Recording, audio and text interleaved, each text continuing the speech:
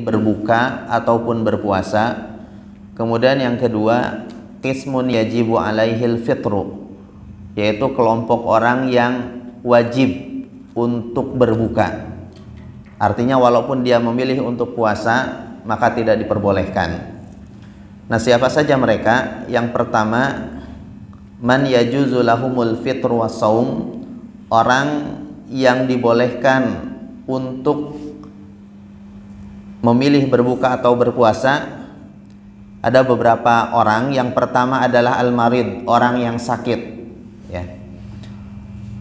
Orang yang sakit, ya. Diterangkan oleh Syekh Abu Malik di dalam kitab Shahih Fiqh Sunnah ini, kata beliau, wa qad ajma'al ulama'u ala ibahatil fitri lil marid fil jumlah. Para ulama telah ijma', telah sepakat bahwasannya dibolehkan untuk berbuka bagi orang-orang yang sakit, ya. Jadi istilah ijma' itu artinya kesepakatan, gak ada perbedaan di antara para ulama ini, ya. Lalu apa konsekuensi ketika dia berbuka? Summa idza bari'a qada'un, apabila dia telah sembuh nantinya, maka kewajibannya adalah untuk mengqadha. Nah, ini sepakat para ulama bahwasanya orang sakit adalah dibolehkan berbuka dan wajib untuk mengqadha. Hal ini berdasarkan firman Allah di dalam surat Al-Baqarah 185. Di situ disebutkan, wa man kana maridon aw ala safarin fa'iddatum min ayyamin ukhar. Ya, siapa saja yang sakit atau sedang safar, melakukan perjalanan sehingga dia tidak mampu berpuasa, maka kewajibannya adalah fa'iddatum min ayamin ukhar. Dia menghitung, ya, berapa hari yang ditinggalkan karena sakit atau karena safarnya, lalu menggantinya di hari yang lain.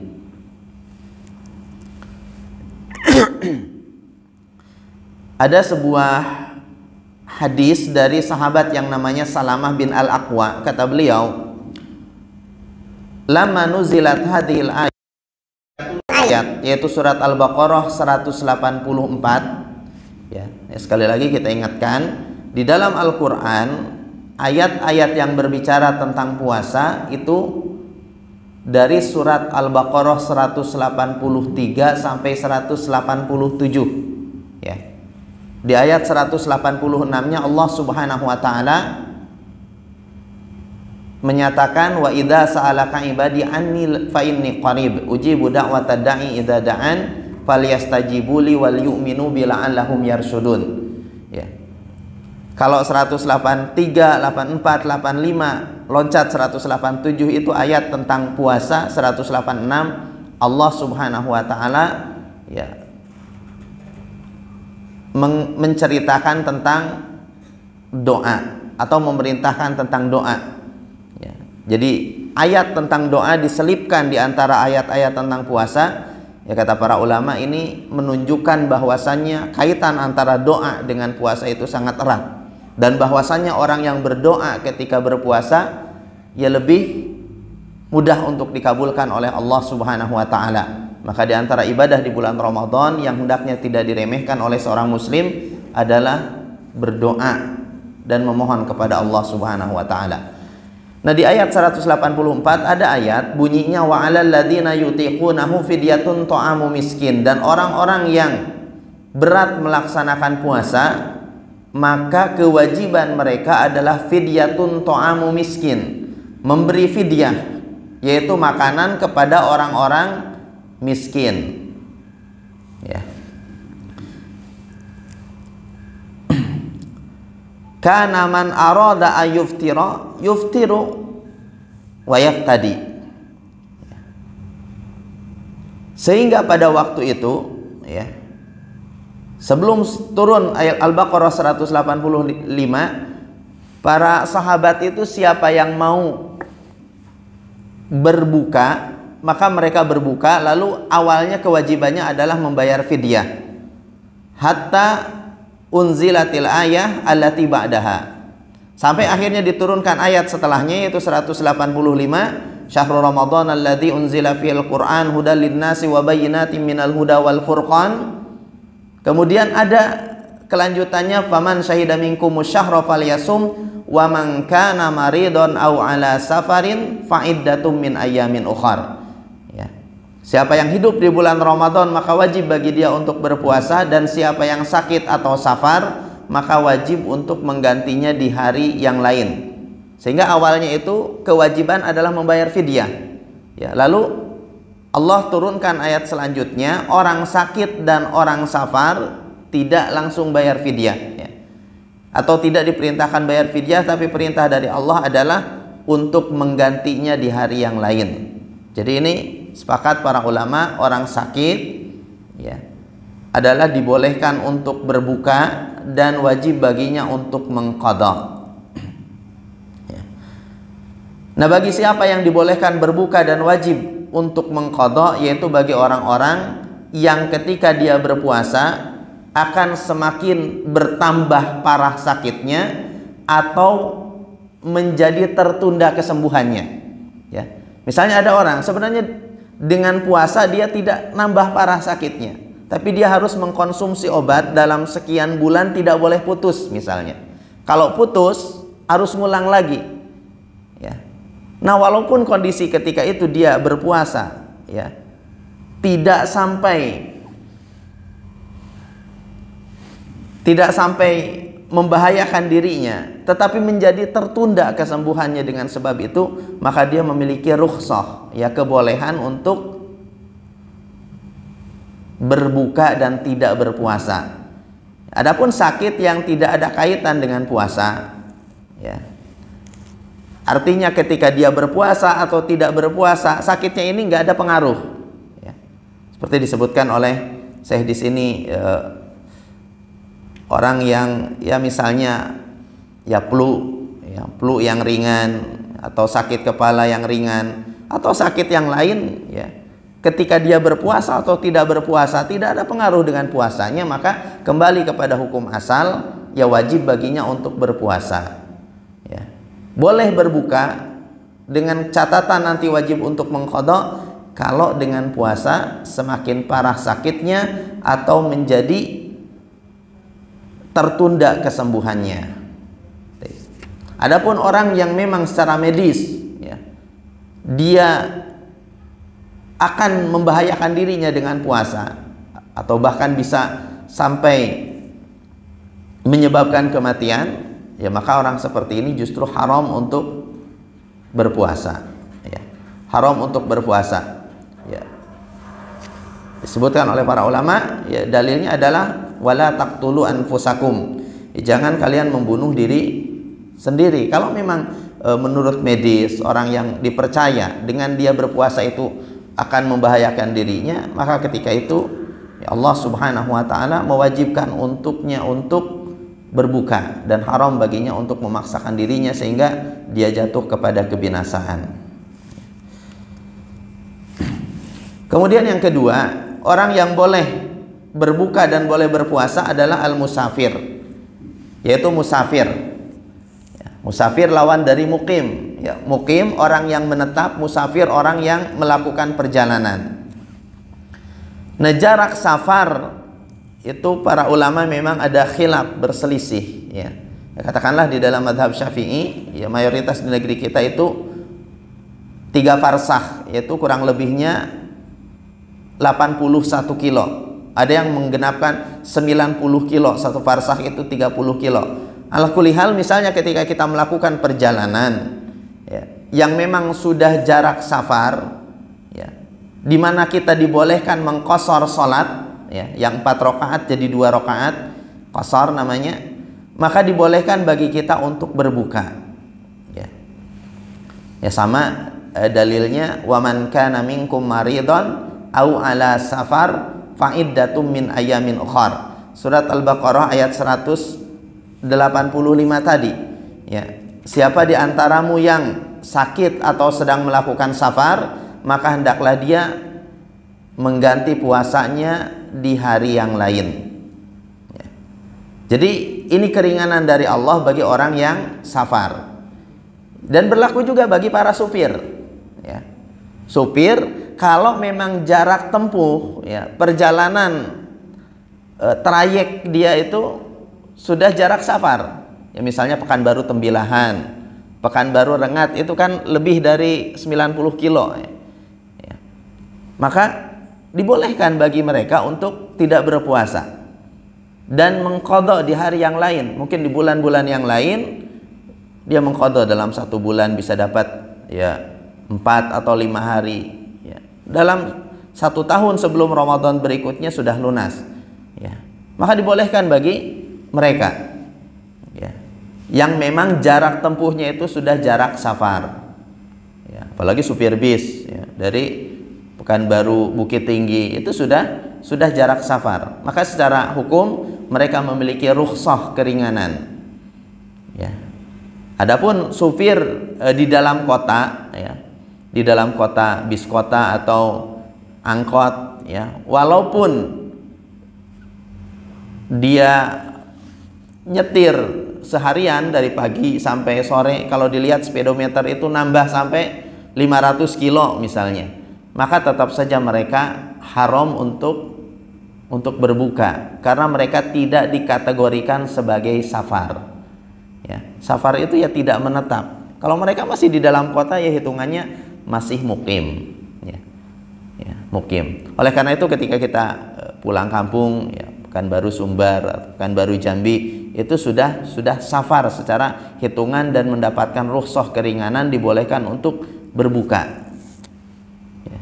Nah ini banyak kaum muslimin terkadang ada yang kekeh tetap ya mau berpuasa, tapi sholat yang justru tidak ada keringanan mereka tinggalkan ya. Sering kejadian seperti ini, naik bis ya, Sumatera Jawa ya, puasa di waktu sahur-sahur, nanti baru berbuka ya ketika waktu maghrib, tetapi sholat zuhurnya ketika bis berhenti ya, di waktu zuhur atau di waktu asar tidak dia lakukan. Padahal keringanan meninggalkan sholat ini nggak ada ya. Sholat itu harus tetap dilakukan pada waktunya, diringankan oleh Allah. Boleh jama', boleh qasar ya, boleh jama', boleh qasar. Jama' digabungkan zuhur dengan asar.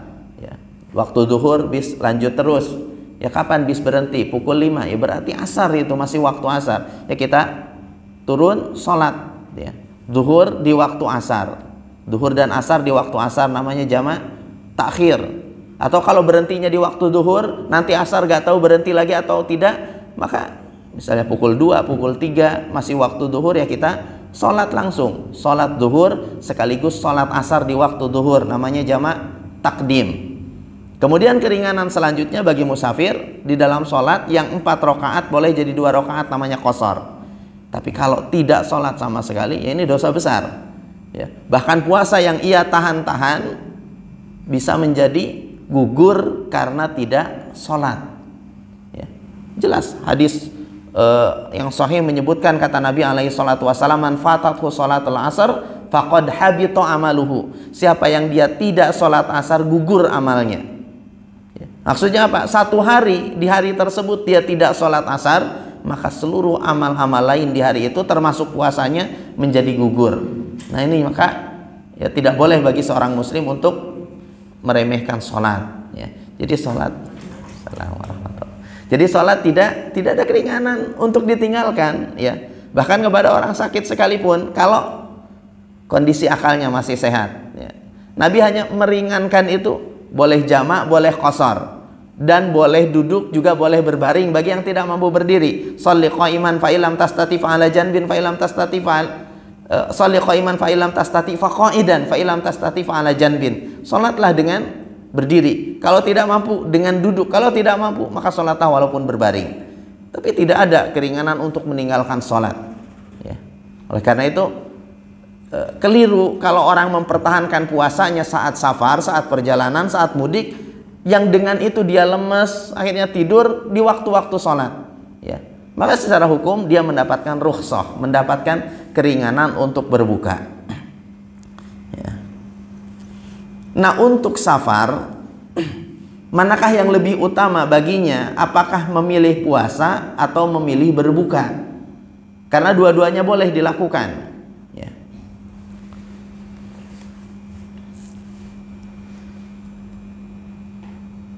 Dan kalau dia berpuasa juga sah gitu. Sebagaimana yang diterangkan oleh jamaahirus sahabat, jumhur para sahabat, tabi'in, kemudian al-a'immah al-arba'ah, imam-imam yang 4 semua sepakat. Kalau dia safar, dia puasa, sah puasanya. Ya, dengan catatan tadi, sholat jangan ditinggalkan. Ya. Imam yang 4, Imam Abu Hanifah Nu'man ibn Sabit, Imam Malik bin Anas bin Malik, Imam Muhammad ibn Idris Syafi'i, dan Imam Ahmad ibn Hanbal semua sepakat, ya, keempat imam madhab bahwasanya kalau seseorang puasa memang sah puasanya. Hanya saja para ulama berbeda pendapat apakah mana yang lebih utama, ya, bagi dia untuk berbuka atau tetap berpuasa. Maka mereka menjelaskan keadaan orang safar itu berbeda-beda, ya. Kalau di dalam safarnya dengan berpuasa maka dia akan terhalang dari kebaikan atau bahkan menyusahkan orang lain, ya maka dia diperintahkan untuk berbuka. Karena dulu di masa Nabi alaihi salatu wassalam, ya, ada yang ikut di dalam safar, di dalam perjalanan, ya. Ternyata Nabi melihat ada orang rame-rame, ya, memayungi satu orang, ya, orang yang kehausan atau kelaparan. Maka ditanyakan oleh Nabi SAW, mahada, ada apa dengan si fulan? Kenapa diperlakukan seperti itu? Maka kata sahabat beliau, shaimun, wahai Rasulullah, ia sedang puasa. Ya, dia ikut perjalanan bersama kita dalam kondisi puasa, makanya sampai sesulit itu. Maka apa kata Nabi SAW? Laisa minal birri as-saumu fis safar. Bukan bagian dari kebaikan berpuasa ketika sedang safar. Ya. Jadi ketika kita seperti itu, ya maka apa yang diperintahkan untuk berbuka. Dan Nabi SAW menyebutkan laisa minal bir as-saum fis safar, bukan bagian dari kebaikan ketika seseorang berpuasa dalam kondisi safar. Ya. Jadi ini yang pertama. Ya. Kalau kondisinya sulit maka diperintahkan untuk berbuka. Demikian pula di dalam hadis yang lain, ya, Nabi SAW menyebutkan dhahabal muftirun al-yauma bil ajr. Ketika perjalanan itu sulit, beliau dan para sahabatnya kepanasan, kehausan, maka apa kata Nabi SAW? Dhahabal muftirun, orang-orang yang berbuka di hari ini, ya, mereka mendapatkan pahala. Dikatakan dapat pahala, kata Nabi SAW. Kalau memang perjalanan itu sulit, yang dengan hal tersebut ketika kita berpuasa bahkan untuk sekedar sholat pun berat, ya maka tinggalkan puasa, ya, tinggalkan puasa dan tetap kita mendapatkan pahala karena melakukan hal itu, ya, berdasarkan hadis-hadis Nabi SAW. Lalu bagaimana dengan safar? Di kebanyakan safar di hari ini, ya, jarak sudah pasti di atas 3 farsah, bahkan bukan sekedar 90 atau 100 kilo misalnya, sampai lebih dari 1000 kilo, ya, Pekanbaru Surabaya, Pekanbaru Bandung, itu lebih 1000 kilo secara perjalanan. Tetapi, ya, ketika kita naik pesawat, ya, perjalanan seperti itu tidak terlalu terasa berat, ya. Artinya ketika kita puasa bisa, ketika berbuka juga dapat rukhsah, dapat keringanan, tidak dosa, ya. Maka silakan mau milih puasa atau milih rukhsah. Lalu mana yang paling baik dalam kondisi safar kita di hari ini? Ya, di sini ada khilaf di antara para ulama. Ada yang menyebutkan, ya, tetap mengambil rukhsah, keringanan yang Allah berikan itu lebih utama. Namun saya cenderung untuk mengikuti madhab pendapat para ulama yang menyebutkan bahwasanya kalau memang perjalanannya itu tidak menyulitkan dirinya, tidak memberatkan dirinya, dan dia tetap memilih puasa, ya, maka berdasarkan keumuman ayat wa antasumu khairul lakum, kalau kalian berpuasa maka itu lebih baik untuk kalian. Itu kata Allah Subhanahu wa taala, ya, di dalam surat Al-Baqarah 184, ya. Dan ketika ditanyakan juga kepada Nabi alaihi salatu wassalam, Salah seorang sahabat bertanya, namanya Hamzah bin Amr al-Aslami, bertanya kepada Nabi, "A'asumu fis safar?" Wahai Rasulullah, saya mau safar, apakah saya harus puasa? Atau saya boleh puasa? Maka apa kata Nabi SAW? Ya, mengetahui keadaan Hamzah bin Amr, dan itu kata para sahabat, kana kasirus syam. Hamzah bin Amr ini sahabat yang banyak puasanya. Ya. Maka apa yang dilakukan yang dijawab oleh Nabi atas pertanyaannya, in syi'ta fasum wa in syi'ta fa'aftir. Kalau engkau mau milih puasa, puasa silakan. Kalau engkau memilih berbuka juga ya silakan. Artinya dikembalikan kepada diri kita, ya, untuk kebanyakan perjalanan di hari ini. Kalau rasa-rasanya di perjalanan ini kita puasa juga tidak capek, tidak lelah, ya, tidak membahayakan diri, maka puasa lebih utama. Ya, walaupun secara hukum kita boleh untuk berbuka karena rukhsah, keringanan yang Allah berikan kepada orang safar. Kemudian yang selanjutnya, orang yang dibolehkan berbuka dan termasuk udzur adalah asyaikhul kabir. Ini yang ketiga, orang yang sudah sangat tua, ya. Asyaikhul kabir wal mar'atul ajuz, lelaki yang sudah tua atau wanita yang sudah sangat tua, wal marid alladzi la yurja bur'uhu, dan orang yang sakit yang secara teori kita ini tidak bisa diharapkan kesembuhannya, yang sakitnya sudah menahun, udah sakit komplikasi tua lagi, ya. Maka orang-orang seperti ini, ya, apa yang mesti dilakukan? Berkata Syekh Abu Malik Kamal bin Said Salim, ajma'al ulama'u ala anna syaikh wal ajuz al-ajizaini anis saum yajuzu lahuma al-fitru wala qada'a alaihima. Para ulama sepakat untuk orang-orang yang sudah sangat tua, ya, yang mereka tidak mampu untuk berpuasa, maka mereka boleh untuk berbuka, ya. Dan tidak ada kewajiban qada atas mereka, ya. Tidak ada kewajiban qada atas mereka, ya, karena kenapa? Mereka berbuka tidak berpuasa karena sudah sangat tua, sangat lemah di bulan Ramadan. Kalau nanti di bulan Syawal, di bulan yang lain kondisinya sama, ya, karena orang tua ya nggak mungkin muda lagi. Berbeda dengan orang yang sakit tadi, wajib untuk mengqada, gitu.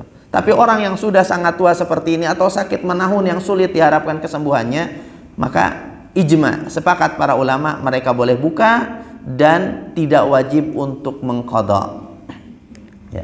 Hanya saja konsekuensi apa yang harus dilakukan, ikhtalafu fima alaihima idza aftara. Para ulama berbeda pendapat, ikhtilaf.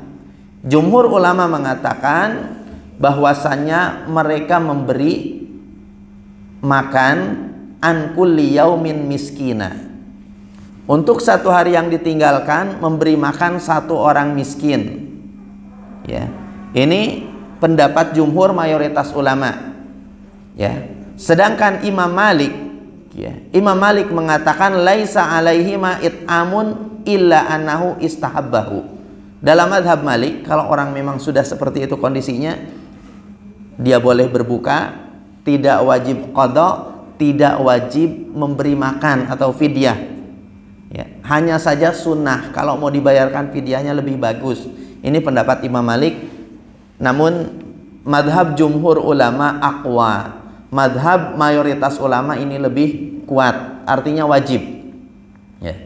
Wajib untuk dibayarkan fidyahnya, ya. Bayar fidyah itu seperti apa? Ya seperti tadi kita sebutkan, an kulli yaumin miskina. Satu hari puasa yang ditinggalkan, kita memberi makan satu orang miskin. Untuk satu hari yang ditinggalkan, ya, satu orang miskin, ya, sebungkus nasi yang bisa mengenyangkan orang dewasa, gitu. Beli nasi bungkus, ya, kasih untuk satu harinya. Berarti kalau 30 hari ya 30, gitu. Itu fidyah. Kalau dengan bahan makanan, Maka para ulama menyebutkan dengan bahan makanan fidyah itu adalah setengah sa. Ya, setengah ukuran zakat fitrah. Sebagian lagi mengatakan seperempat sa. Atau seperempat ukuran zakat fitrah, seperempat sa, 1 mud, ya.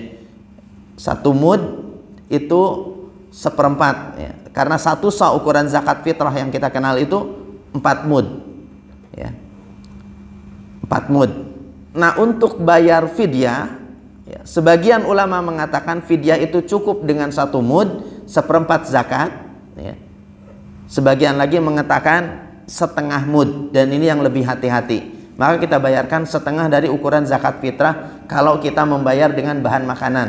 Kalau zakat fitrah kita 2,5 kilo, ya berarti bayar fidyah untuk 1 hari puasa itu adalah 1/4 kilogram, ya, dikali 30, ya, dikali 30 atau 29 tergantung puasa di tahun itu berapa hari. Ini untuk orang-orang yang sudah sangat tua, orang-orang yang sakit dan sakitnya itu menahun, sulit untuk diharapkan kesembuhannya. Kapan dia akan sembuh? Nah, hal ini berdasarkan firman Allah Ta'ala, wa 'alal ladzina yutiqunahu fidyatun ta'amu miskin. Dan orang-orang yang berat untuk berpuasa hendaklah mereka membayar fidyah, yaitu memberi makan orang miskin. Surat Al-Baqarah 184. Disebutkan tafsir ayat ini dari Atha, ya. Atha mengatakan annahu sami'a Ibnu Abbas radhiyallahu anhuma.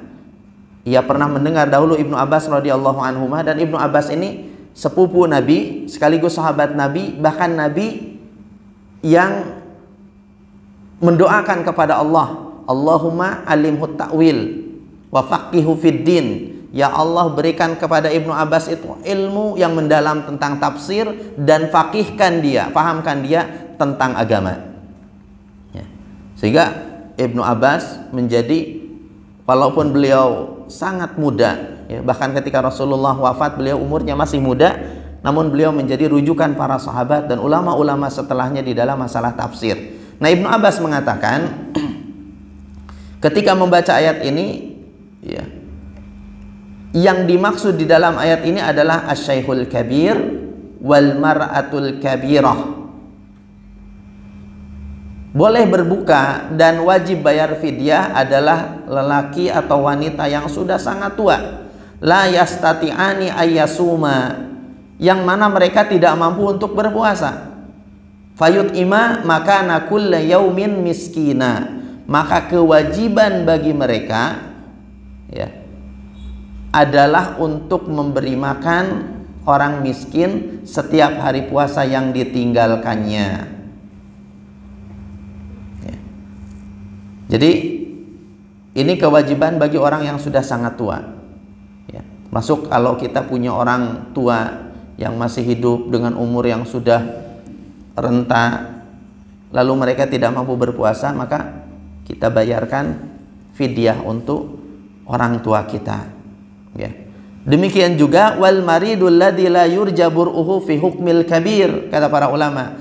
Demikian juga orang sakit yang sulit diharapkan kesembuhannya, maka dia seperti orang yang sudah tua, ya. Dijelaskan oleh Syekh Mustafa Al-Adawi rahimahullahu taala di dalam Jami' Ahkamin Nisa. Jadi itu yang ketiga dan keempat, orang sakit yang atau orang yang sudah sangat tua sehingga tidak mampu berpuasa. Yang keempatnya orang yang sakit menahun. Yang kelima dan keenam, orang yang boleh berpuasa dan boleh berbuka, artinya dia memiliki keringanan, adalah al-hamil wal murdi, ya, wanita yang hamil dan wanita yang menyusui, ya. Wanita hamil dan wanita menyusui, kalau dia dengan kehamilannya mau berpuasa sah. Kalau dia tidak mampu, merasa berat berpuasa, maka keringanan baginya untuk tidak berpuasa, ya.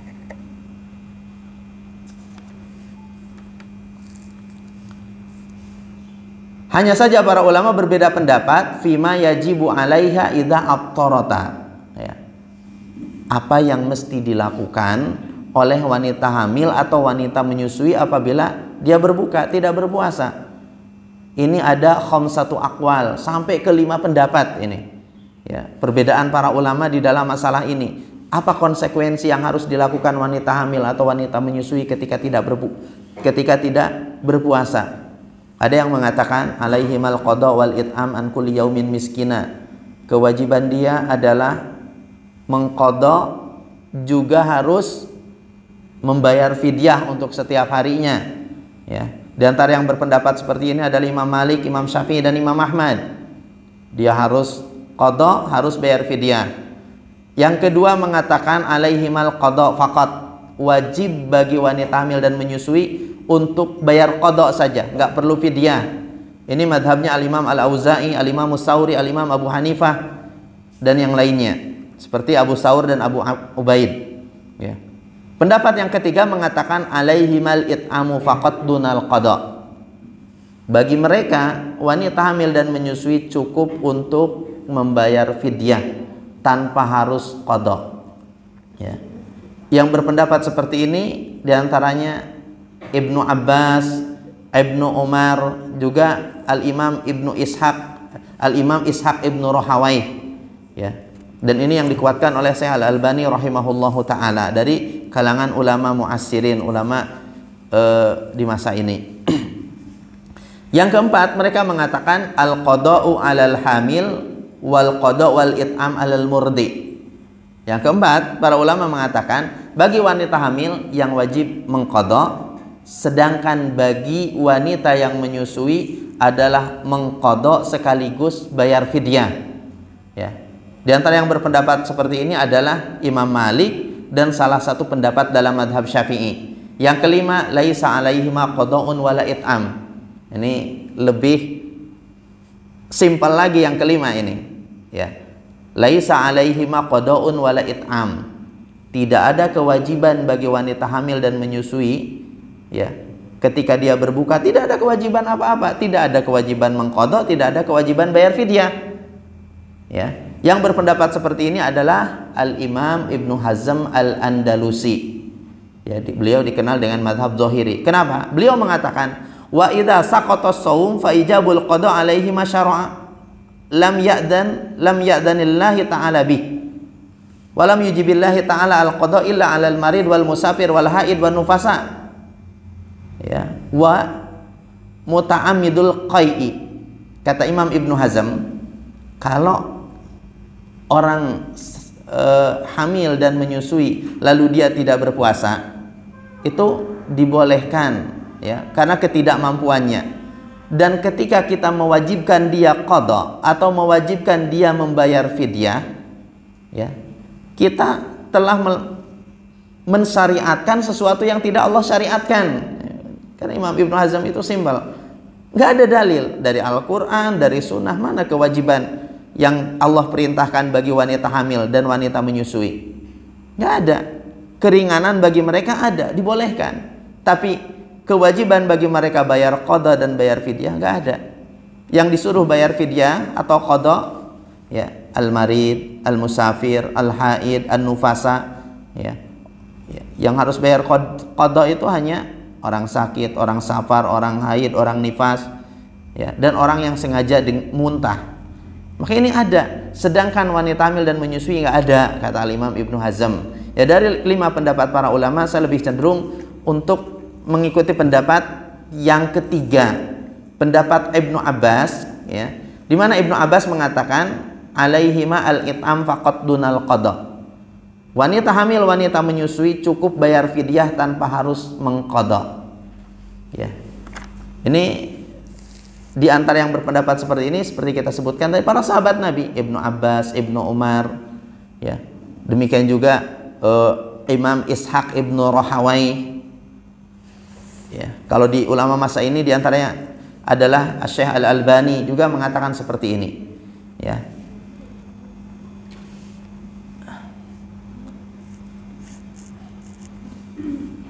Jadi pendapat yang ketiga hanya membayar fidyah tanpa harus qada, dan ini juga lebih sesuai dengan keadaan wanita hamil dan menyusui.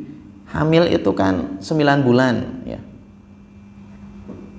andai pun dia ya nggak sampai 30 hari Ramadan misalnya, ya, tidak sampai 30 hari Ramadan, baru 10 Ramadan sudah melahirkan nifas, ya, 40 hari ya normalnya, ya, juga sangat berat. Dia akan tidak berpuasa itu selama sebulan penuh, ya.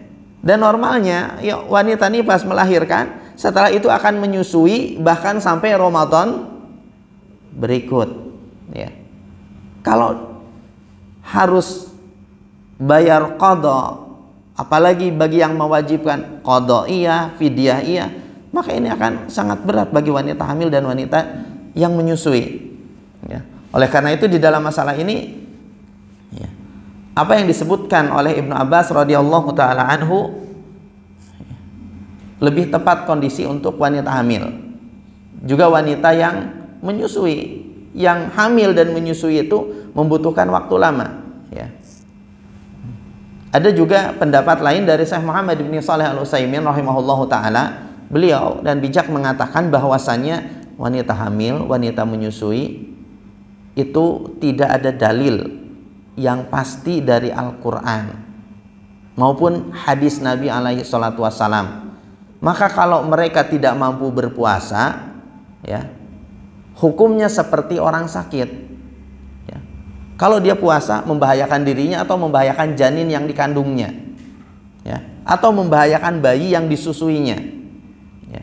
Andaikan dia berpuasa, maka akhirnya tidak berpuasa, ya kondisi dia seperti orang sakit. Maka orang sakit, ya, ketika dia mampu untuk mengqadha, maka mengqadha puasanya.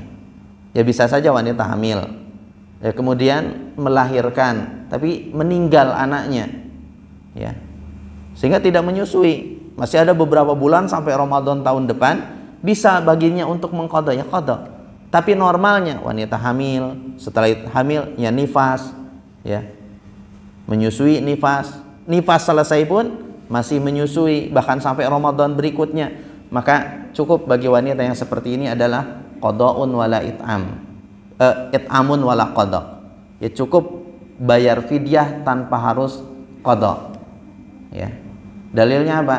Ibnu Abbas sahabat Nabi yang menafsirkan lafaz wa 'alal ladzina yutiqunahu fidyatun ta'amu miskin, ya.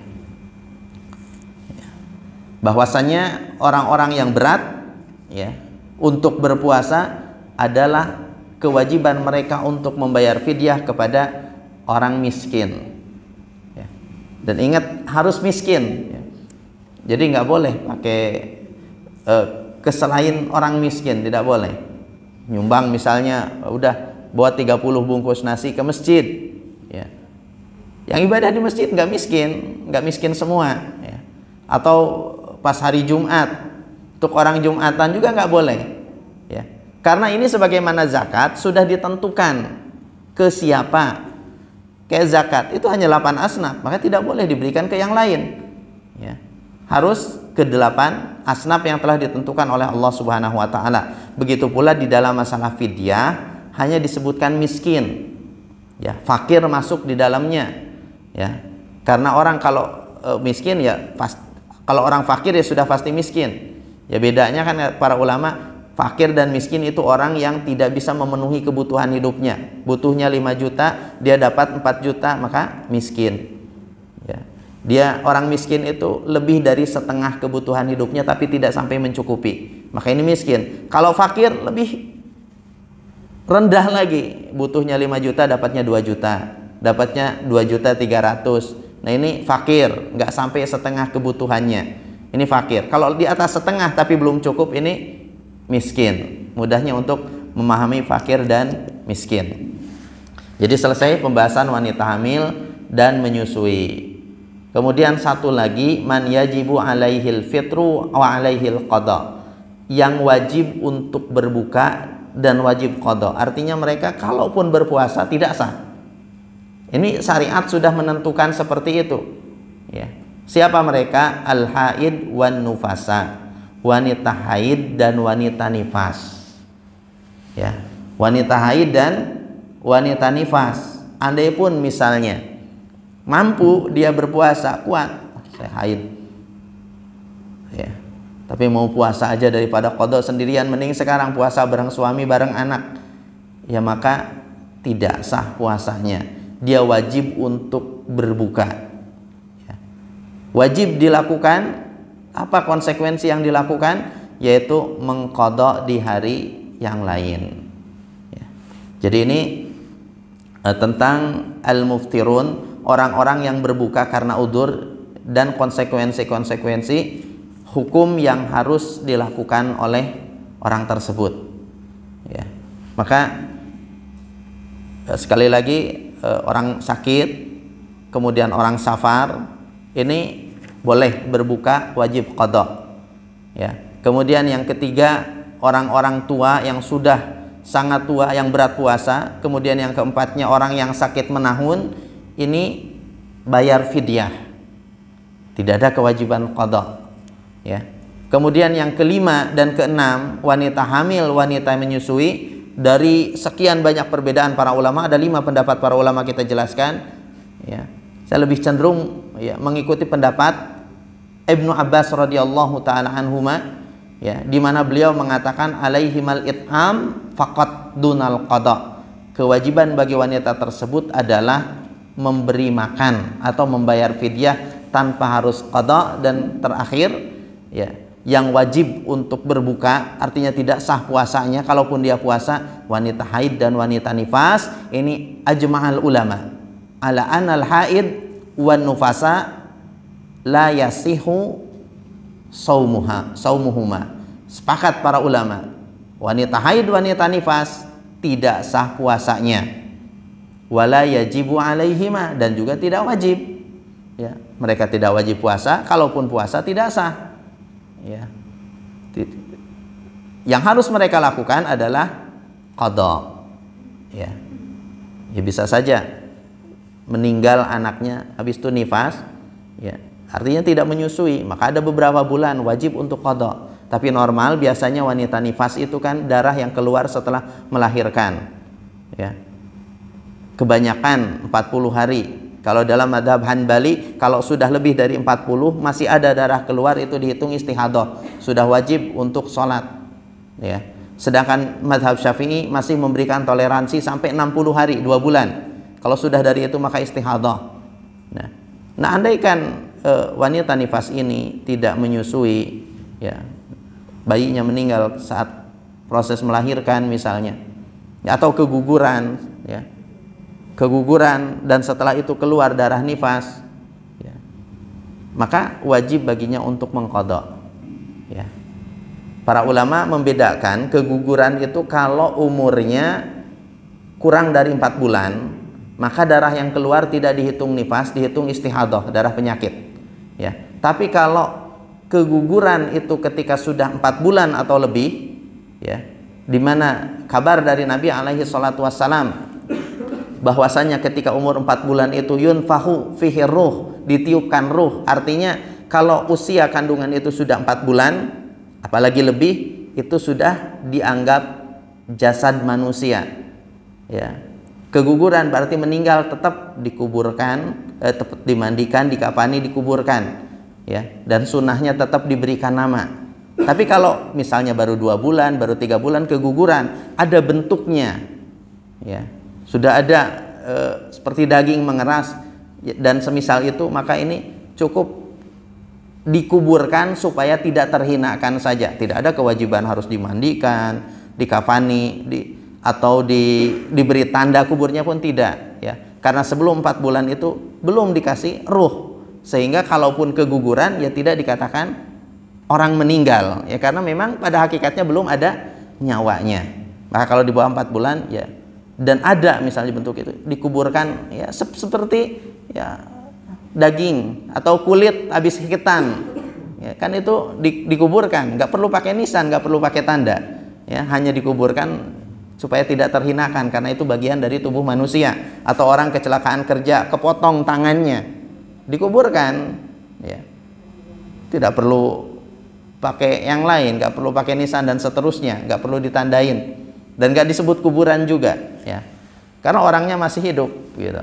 Itu hanya bagian dari tubuhnya yang supaya tidak terhinakan. Kalau dibuang di tempat sampah ini kan tidak layak bagi bagian jasad manusia. Wallahu alam, kita cukupkan sampai di sini untuk materi. Silahkan jika ada pertanyaan ya, Pak Dokter. Assalamualaikum warahmatullahi wabarakatuh. Saya mungkin menambahkan yang lebih spesifik yang terkait dengan sakit dan penyakit. Tapi saya mohon nanti Ustadz meluruskan apa yang saya pendapatkan. Pun pendapat ini refer kepada pertemuan-pertemuan para ahli fikih internasional. Pertama, banyak kondisi dari sakit itu sangat variatif. Ada yang ringan sampai yang paling berat sekalipun. Dan ini mungkin akan memberikan hukum yang berbeda, saya pikir. Ambil contoh umpamanya, kita melakukan pemasangan infus. Memasang infus, menggunakan infus itu berbeda. Ada yang bisa mendapat rusuh nantinya, tapi ada juga yang tidak perlu dapat rusuh. Kalau pemasangan infus hanya untuk pemberian obat tanpa ada unsur mengenyangkan, tanpa ada unsur melepaskan haus dan sebagainya, itu tidak membatalkan puasa. Tetapi kalau dia bersifat pemberian nutrisi, nah itu ini sudah dapat dikatakan bahwa sebaiknya dia membatalkan puasa dan mengqadha. Itu. Ini mohon Ustaz luruskan nanti ya Ustaz ya. Ini kalau diluruskan saya sesat saya nanti. Kemudian pemberian obat macam-macam, tablet, obat di kulit dan segala macam. Yang terkhusus adalah kalau obat yang di bawah lidah seperti obat jantung itu memang fikih mengatakan itu tidak membatalkan puasa. Jadi dia boleh saja lanjut puasa. Alasannya adalah itu tidak mengenyangkan dan itu tujuannya bukan untuk ke perut tetapi untuk ke pembuluh darah yang letaknya di bawah lidah. Di situ dan dia langsung ke jantung. Nah itu alasannya. Jadi SDN ya, Fasorbit SDN itu tidak membatalkan. Tetapi beda dengan kalau kita makan antasid yang letak di bawah lidah dihisap. Hampir sama dengan ISDN itu tapi dia masuk ke perut. Dan tujuannya untuk mengobati lambung kan. Nah, itu bisa dikategorikan yaitu itu membatalkan dan harus diqadha lah. Itu untuk contoh obatnya. Jadi ini hal yang spesifik. Kemudian obat kumur. Sejauh ini yang saya tahu Ustaz, obat kumur kalau hanya memang untuk kumur itu mungkin tidak membatalkan puasa. Contoh obat anti jamur yang untuk menginikan jamur di mulut, asalkan dia tidak kemudian sesudah dikumur itu ditelan lagi, dibuang umpamanya kan. Sama halnya mungkin kita dengan sikat gigi, hal seperti itu. Ini obat-obat yang penting digunakan yang kita kadang-kadang ragu ini batal nggak puasa atau bagaimana. Kalau obat salep itu tidak ada masalah, salep tidak membatalkan. Jadi lanjut orang berpuasa. Obat suntik, nah ini obat suntik itu suntiknya sendiri sebenarnya tidak membatalkan puasa.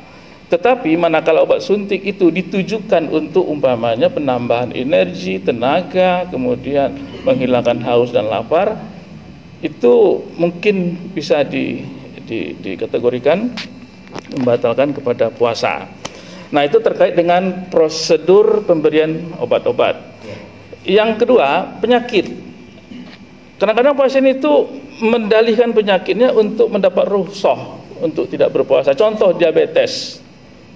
Diabetes itu tuh sebenarnya dia bisa dibagi ringan, sedang, berat. Kalau dia ringan, itu justru puasa malah memperbagus dia. Karena gulanya akan turun dan stabil. Tetapi ketika dia berat, itu diabetesnya disertai dengan dehidrasi itu dan kelemahan fisik.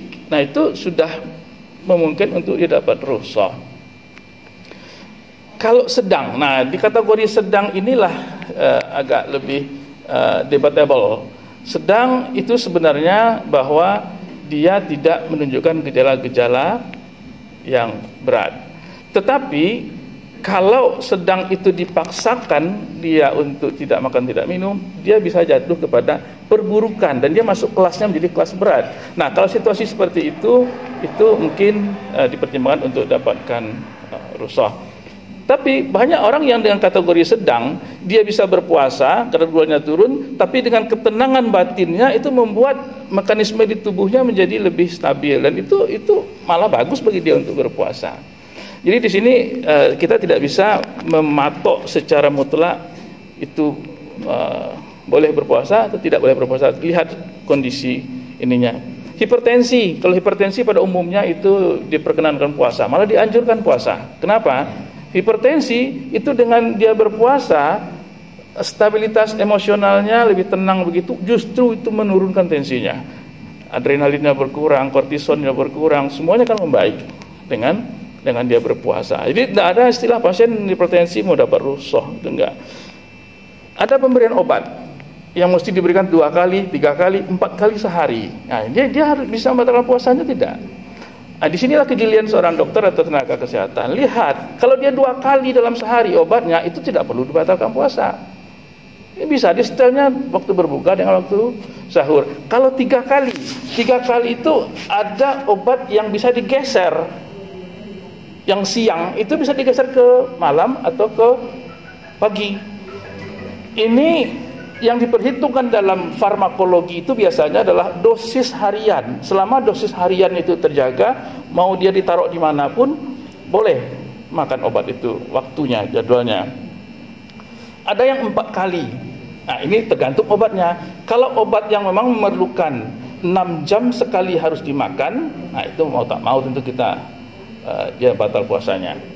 Tapi kalau dia bisa digeser dan berlaku hukum yang penting dosis kumulatif 1 hari, maka bisa dia berpuasa.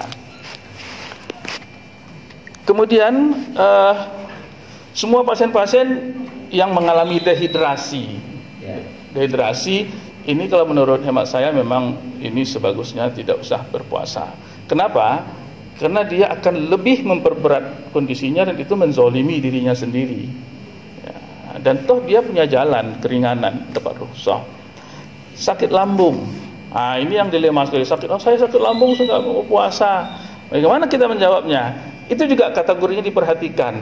Kalau dengan berpuasa itu sebagian orang membaik penyakit lambungnya, tapi sebagian yang lain makin berat dan bisa jatuh kepada dia muntah darah dan sebagainya. Disitulah kita pilah, ini disarankan untuk berpuasa, ini tidak disarankan untuk berpuasa. Nah, pada kesimpulan sakit ginjal umpamanya, orang selalu ketakutan sakit ginjal itu tidak boleh berpuasa karena harus minum banyak. Kata siapa? Ya kan, tidak semua sakit ginjal harus minum banyak. Orang yang dengan batu ginjal mungkin iya, tetapi minum banyak itu adalah hitungannya per hari itu berapa kumulatif dia harus minum. Nah, di sini kita bisa membaginya. Pada akhirnya saya berpikiran bahwa obat itu sebenarnya lebih, kalau kita arif dan bijaksana, itu lebih kita tujukan untuk bagaimana mengupayakan orang itu justru bisa beribadah. Bukan obat itu digunakan sebagai alibi untuk dia tidak beribadah. Nah, bagaimana caranya? Nah, itulah kepintaran seorang tenaga kesehatan. Itulah peranan kita di situ. Nah, itu Ustaz, mohon saya diluruskan Ustaz Mugni. Ustaz Mugni ini guru saya. Jadi makanya berani saya berkata begitu di depan beliau. Beliau nanti akan bisa menginikan saya. Makasih Ustaz. Baik. Ini sebenarnya nasihatin para dokter ini, dokter ya, bukan saya. Tapi intinya di dalam masalah sakit ini kita jelaskan tadi, ini poin pertama yang kami jelaskan itu, kalau di dalam kondisi fikih ya, orang yang sakit yang dapat rukhsah seperti kita sebutkan tadi adalah orang yang dengan berpuasa akan bertambah sakitnya atau yang tertunda kesembuhannya ya. Jadi batasan kalau kita lihat kitab-kitab fikih itu ya, karena bersifat umum jadi batasannya global itu ya. orang ini ketika berpuasa akan bertambah sakit atau tertunda sakit, tertunda sembuhnya, ya. Maka orang seperti inilah yang boleh untuk mengambil rukhsah. Ya. Artinya kalau sakit itu dengan puasa, ya, tidak berpengaruh, tidak akan memperparah, ya, atau dengan sakit tersebut tidak menjadi tertunda kesembuhannya, ya maka orang tersebut hukum asalnya wajib, ya, wajib untuk berpuasa, ya. Tidak bisa sembarangan mengatakan ya saya sakit. Nah, sakit itu seperti apa sakitnya? Nah, ini dikembalikan ke ahli medis, ya. Tentu akan ada variabel yang berbeda gitu. Ini sakitnya itu, ya, dengan puasa biasa saja, nggak makin parah, atau dengan puasa justru makin baik. Ya kalau kondisinya seperti itu, wajib malah bagi dia untuk berpuasa. Gitu. Nah, yang tahu itu yaitu, ya, tenaga medis atau dokter. Ya. Kalau kami, ya, mengambil kesimpulan hukum dari fuqaha cuma garis besar itunya saja, Pak Dokter, ya. Ya. Nah, apa yang harus dilakukan? Seperti dokter bilang, ya, ya dokter itu membantu pasien, itu bukan membantu mudah-mudahkan mereka untuk berbuka, tidak. Ya. Kalau memang secara diagnosisnya itu bisa membahayakan dengan puasa, ya maka seperti kasus diabetes malah berbeda-beda antara ringan, sedang, dan berat. Ya tentu tidak semua diabetes dapat rukhsah, tidak. Ya. Juga tidak sebaliknya, orang diabetes itu pokoknya harus puasa. Juga beda kasus, mungkin yang ringan dengan yang berat. Ya. Maka untuk praktek alias tatbik fikihnya itu ya dikembalikan kepada ahli medis yang mumpuni, yang bisa secara tepat, ya, apakah ini kalau berpuasa baik atau justru dengan puasa memperburuk atau bahkan parah sakitnya. Ini dikembalikan ya kepada tenaga medis tentunya, ya. Tenaga medis. Namun yang paling jelasnya tenaga medis itu mengarahkan orang ya tetap beribadah, tetap beribadah. Tapi kalau memang secara keilmuan, secara teori, dengan adanya puasa itu memang benar akan memperburuk sakitnya, ya kita sampaikan seperti itu dan rukhsah bagi orang tersebut untuk tidak berpuasa. Tapi kalau kita lihat, ya, didiagnosa justru dengan berpuasa ini malah baik, atau kalaupun dia berpuasa ini tidak, ya, menambah atau memperparah sakit, ya kembali kepada hukum asal, dia wajib untuk berpuasa, ya. Demikian juga dengan metode-metode pengobatan yang semakin variatif di hari ini, ya, ada suntik, infus, ya, dan yang lainnya termasuk vaksin, ya, donor darah. Nah, ini di pertemuan yang lalu secara meluas sudah kita sebutkan, ya, bahwasannya ada beberapa hadis yang berkaitan dengan hal tersebut. Di antaranya yang berkaitan dengan donor darah, awalnya adalah abtorol hajim wal mahjum, kan begitu, ya. Batal puasanya pembekam dan yang dibekam. Namun ada hadis lain yang menyebutkan ihtajama Rasulullah sallallahu alaihi wasallam wa huwa shaim. Nabi berbekam, ya, diambil darahnya ketika beliau berpuasa. Ya. Maka untuk kondisi seperti ini, ya, ada dua hadis yang nampaknya tanakud, kontradiktif. Ini para ulama menafsirkan. Hadis yang satu menafsirkan hadis yang lain, atau ada yang sifatnya umum, ada yang sifatnya khusus. Maka untuk kasus medis seperti sekarang ini mungkin bukan bekam tapi donor darah. Ya, seseorang butuh donor. Nah, bagi sebagian orang mungkin khawatir, nanti batal puasa saya kalau keluar darah, kan ada yang beranggapan seperti itu. Maka dengan adanya dua hadis tadi atau hadis Nabi berbekam, ya, maka ini secara gambaran umum donor boleh, ya. Tapi kepada fisik seseorang yang mendonorkan itu ya tentunya, ya, medis atau ahli medis akan melihat ini layak tidak Ataukah setengah donor dia akan membahayakan dirinya karena dia sedang berpuasa atau tidak? Ya kalau aman, ya berarti secara hukum asal boleh. Tapi kalau kondisi lemah, tensi dan seterusnya, ya itu dikembalikan kepada medis. Kalau memang nggak layak, ya berarti tidak boleh. Tapi secara hukum ya boleh. Ya. Demikian juga kalau saya yang lain malah baru dengar ya obat jantung yang di bawah lidah dan itu tidak masuk ke pencernaan. Ya kalau seperti itu ya kembali kepada hukum asal, puasa itu batal kalau ada sesuatu yang masuk ke rongga pencernaan. Ya kalau misalnya di bawah lidah lalu larut ya tanpa dan langsung ke jantung, ya secara hukum asalnya tetap sah puasanya. Ya, tetap sah puasanya, ya. Demikian juga dengan ya suntik, ya. Kalau yang disuntikannya itu obat, ya, vaksin obat ya dok, ya, nggak jadi seger kan? Enggak, ya berarti vaksin juga boleh dan tetap sah puasanya, ya. Jadi ada orang ini belum vaksin, harus vaksin dulu misalnya. Dia beralasan enggak, saya lagi puasa, enggak puasa nggak batal dengan vaksin karena jelas yang dimasukkan bukan hal yang akan bisa membuat dia bertambah energinya atau ya pengganti bahan makanan misalnya seperti infus yang memang itu pengganti bahan makanan sebagai menjaga seseorang untuk tetap hidrasi. Kalau itu jelas batal. Tapi kalau vaksin atau obat lain yang disuntik maka secara hukum ya tidak batal. Tidak batal secara hukum. Ya wallahu alam, ya tentu banyak metode-metode pengobatan yang saya ya tidak tahu. Ya intinya seperti itu. Secara garis besar, orang sakit lihat dengan puasa itu akan semakin buruk sakitnya atau tidak. Ya termasuk yang tadi kita singgung adalah masalah obat. Ya dia harus minum obat rutin, nggak boleh putus misalnya.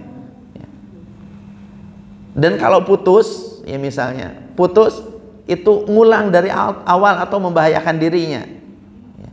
Maka kalau ternyata harus rutinnya itu masih bisa dipindahkan, artinya bisa dimakannya sebelum sahur dan setelah berbuka, ya tetap baginya wajib untuk berpuasa. Tapi kalau memang seperti tadi, pokoknya 6 jam, pokoknya harus 6 jam atau kurang dikit lebih dikit, ya kan ini udah nggak mungkin berpuasa karena puasa kita di negeri tropis ini pasti lebih di atas 10 atau 12 jam, ya. Maka untuk kasus-kasus tertentunya ya dikembalikan kepada tenaga medis. Dan ini pentingnya fikih, ya. Kita tahu kaidah umumnya, untuk tatbik prakteknya setiap orang lebih tahu, ya, bagaimana untuk praktek kepada person yang satu dengan yang lain pastinya akan berbeda. Ini itu Pak Dokter, ya. Kalau yang detail tentu saya nggak paham, ya, nggak paham. Ya intinya tenaga medis, ya, yang berkaitan dengan itu pasti lebih tahu dan tetap kita dorong orang itu jangan bermudah-mudahan dikit-dikit sakit. Sakitnya nggak ada pengaruh dengan puasa, ya katakan Bapak bisa ini minum obat itu pas sahur, pas buka nanti. Justru bagus kalau puasa, ya kita dorong mereka puasa. Bahkan dorongan seperti ini juga ya memberikan sugesti yang bagus, sugesti positif, malah mungkin akan membuat dia lebih cepat kesembuhannya, ya. Karena kan jelas ada pengaruh dari sugesti yang baik. Maka Syekh Muhammad bin Shalih Al-Utsaimin rahimahullah ketika menjelaskan hadis boleh berbohong di dalam 3 hal itu, beliau menambahkan boleh kita ketika mengunjungi orang sakit dengan bahasa-bahasa yang bagus untuk menambah optimisme dia, ya. Jadi orang bisulan, ya, jangan waduh tetangga saya kemarin gini habis itu ternyata kanker, kan Tuhan gitu. Bahkan walaupun kita lihat kondisi dia memprihatinkan, ya, memprihatinkan secara pengalaman-pengalaman yang ada, bahkan secara teori ini nggak lama lagi nih ajalnya, tetap dibolehkan bagi kita yang berkunjung untuk memberikan semangat. Insya Allah sembuh, ya, insya Allah Allah sembuhkan, Allah angkat penyakitnya, ya. Nampaknya sudah baikan atau lebih baik dari sebelumnya. Nah ini dibolehkan, artinya sugesti, ucapan-ucapan yang baik, ya, akan membantu kondisi psikologis pasien juga lebih baik, maka ini masyru' atau disyariatkan. Nah, begitu pula tatbik untuk masalah obat dan yang lain ketika di Ramadan ini. Ya, pandai-pandailah setiap kita bagaimana supaya orang tetap menjalankan syariat, bahkan menjadi lebih baik, bahkan menjadi tahu. Ya. Ini kelebihannya ahli medis kan, sebagaimana dulu juga kita sebutkan, ini nasihatnya, ya, nasihat kebaikan kepada orang dalam kondisi sakit itu lebih didengar dibandingkan ya para ustadz, para dai yang nasihatin orang. Mereka yang datang ke masjid sehat-sehat, apalagi di jalanan dinasihatin orang lagi ngerokok, kita larang, ya ini nggak bisa baca ngerokoknya, akan ngelawan. Tapi dia dalam kondisi napas yang kesulitan ini bisa kita ingatkan, ya. Ini Pak, akibat rokok kan jelas tertulis di situ secara agama pun, ya, yang namanya sesuatu yang membahayakan diri itu kan terlarang dan seterusnya. Jadi kami harap kalaupun ya insya Allah Bapak sembuh, udah sembuh, ya jangan ngerokok lagi. Ini lebih masuk kepada hatinya dibandingkan ketika seseorang dinasehati dalam kondisi sehat. Baik. Ya, karena sudah pukul 9 lewat, hampir setengah 10, ya kita cukupkan. Ya, mohon maaf mungkin sudah masuk jam kerja dari kita masing-masing. Mohon maaf apabila ada salah dan khilafnya. Wassallallahu ala nabiyyina Muhammadin wa ala alihi wa sahbihi wasallam. Wassalamualaikum warahmatullahi wabarakatuh.